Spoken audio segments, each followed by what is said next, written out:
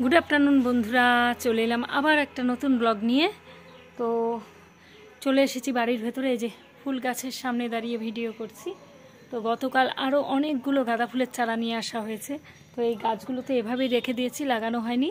তো আজ ভাবছি গাছগুলো সব লাগিয়ে দেব। আর অনেকগুলো গাঁদা ফুলের চারা এনেছে, চলুন আপনাদের সঙ্গে শেয়ার করি। দেখুন, গতকাল এই গাঁদা ফুলের চারাগুলো সব নিয়ে এসেছে। কুড়ি, প্রত্যেকটা চারার মধ্যে অনেকগুলো করে কুড়ি ধরে আছে। এগুলো খুব তাড়াতাড়ি ফুল ফুটবে। আর এই যে এই দেখুন, এই যে দাঁড় করিয়ে রেখেছি, এই যে এরকম, এই যে এগুলো সব লাগাতে হবে। তো চলুন আমি মাটি রেডি করে ফেলি। আর এইগুলোকে, গাঁদা ফুলগুলোকে এই মাটিতেই লাগিয়ে দেব। আর এগুলোকে আমি একটা কিছুর মধ্যে লাগাবো। তো অনেক দিন হয়ে গেল, যেহেতু এগুলো, এই চারাগুলো এমনভাবে রাখা হয়েছে, এগুলো 1 মাস 1.5 মাস পর্যন্ত কোনো অসুবিধে হবে না, নার্সারি থেকে বলে দিয়েছিল।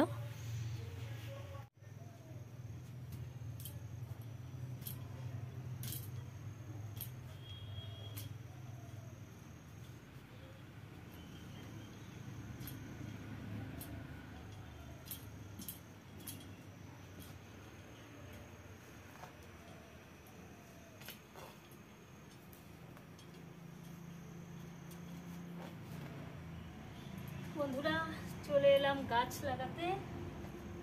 তো এই গাছগুলো আর এগুলো রাখা যাবে না, বেশি ঝিমিয়ে যাবে।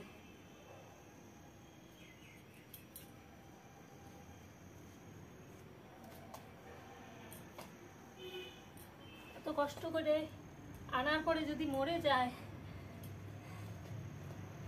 তার থেকে লাগিয়ে ফেলাই ভালো। সামনে সরস্বতী পুজো, বাড়ির ফুল দিয়েই পুজো হয়ে যাবে। অনেকটা ডিপ করে গর্তটা করছি।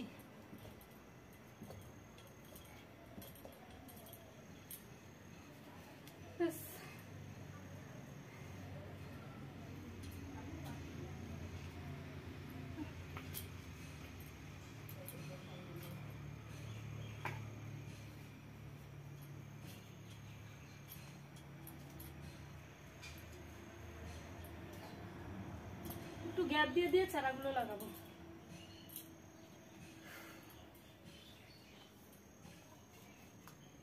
এখন গরম লাগছে, আজকে প্রচন্ড রোদ উঠেছে, মানে রোদের ভীষণ তাপ আজকে। এই দুদিন একদম আকাশ মেঘলা ছিল পুরো।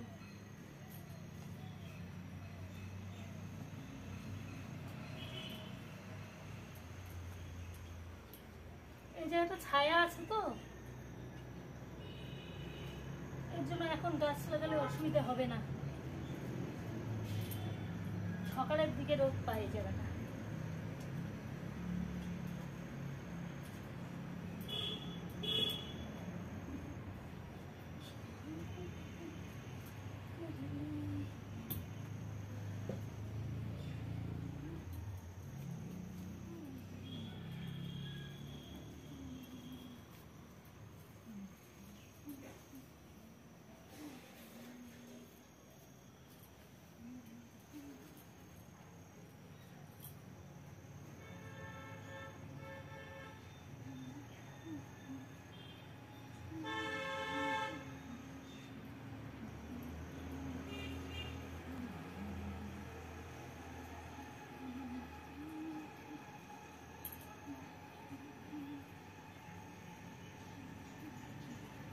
মাটি পুরো ভেজা, ঠান্ডা ঠান্ডা।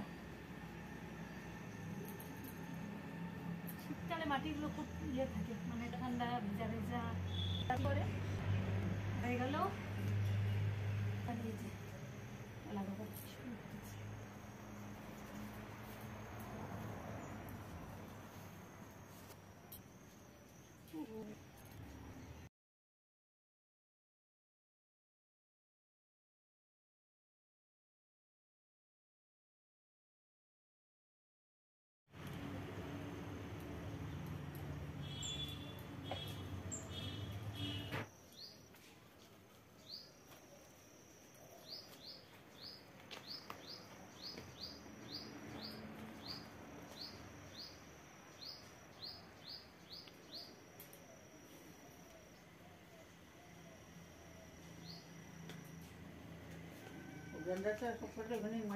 মাটিতে দিছি পাঁচটা না ওইখানটা না আমার না। হুম।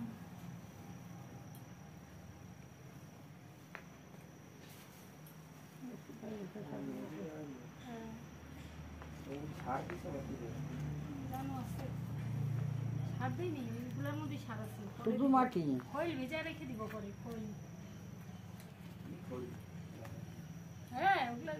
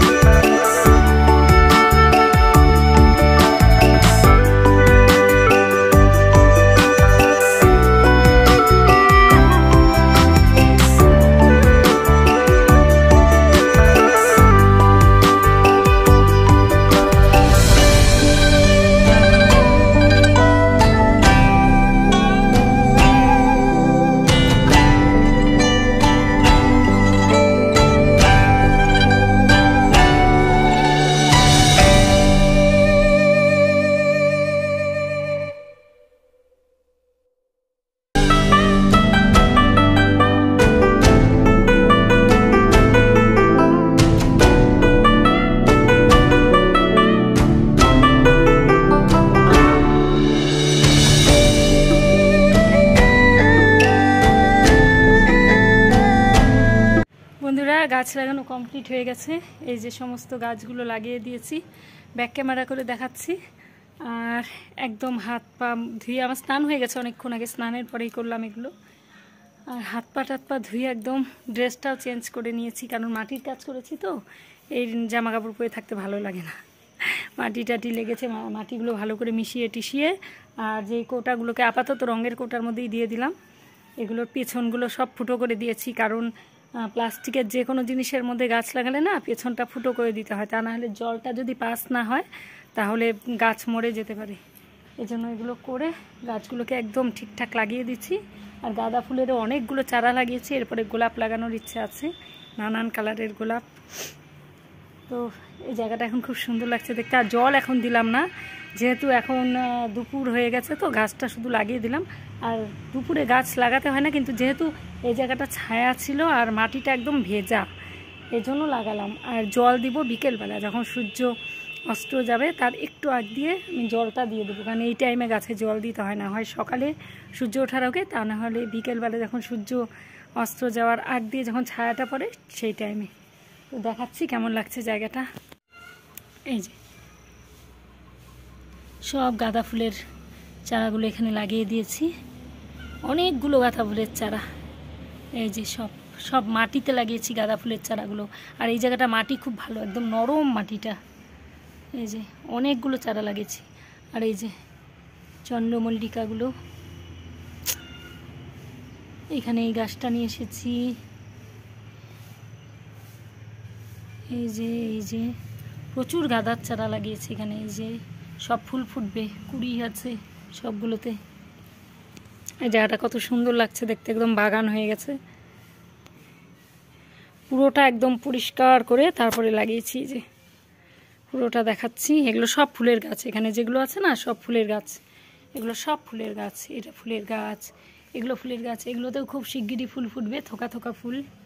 আর এখানে একটা তুলসীর চারা লাগিয়েছিলাম পাশের বাড়ি থেকে নিয়ে এসে, তো কি সুন্দর বেঁচে গেছে চারাটা, কি ভালো লাগছে দেখতে, এখন সুন্দর লাগছে জায়গাটা। আর এখানে আরও অনেকগুলো মাটি আমি রেখে দিয়েছি, যদি আরও ফুল গাছ লাগাই তাহলে এই মাটিগুলো আমার কাজে লাগবে।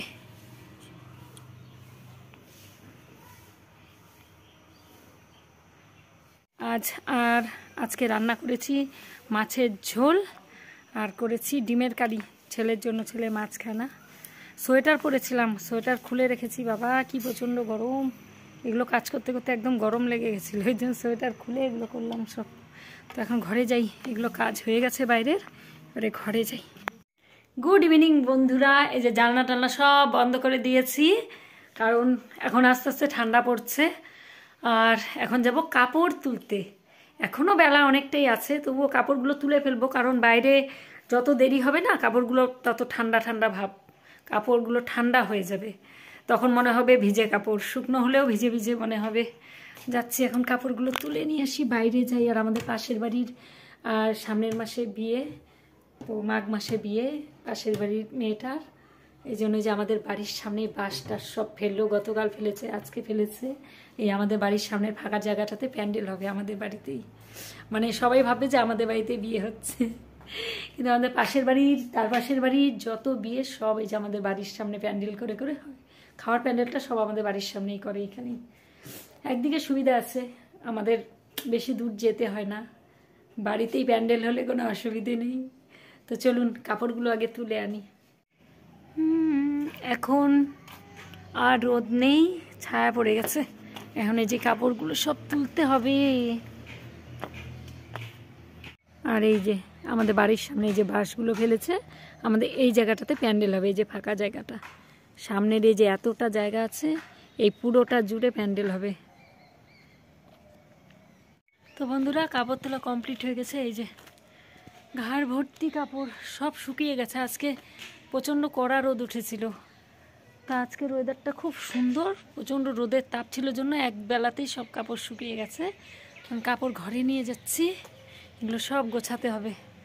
তাহলে আজকে কাপড় তুলে নিয়ে যেতে যেতে ঘরে ভিডিওটা এখানেই শেষ করছি। দেখা হচ্ছে পরবর্তী ভিডিওতে খুব তাড়াতাড়ি। সবাই ভালো থাকবেন, সুস্থ থাকবেন।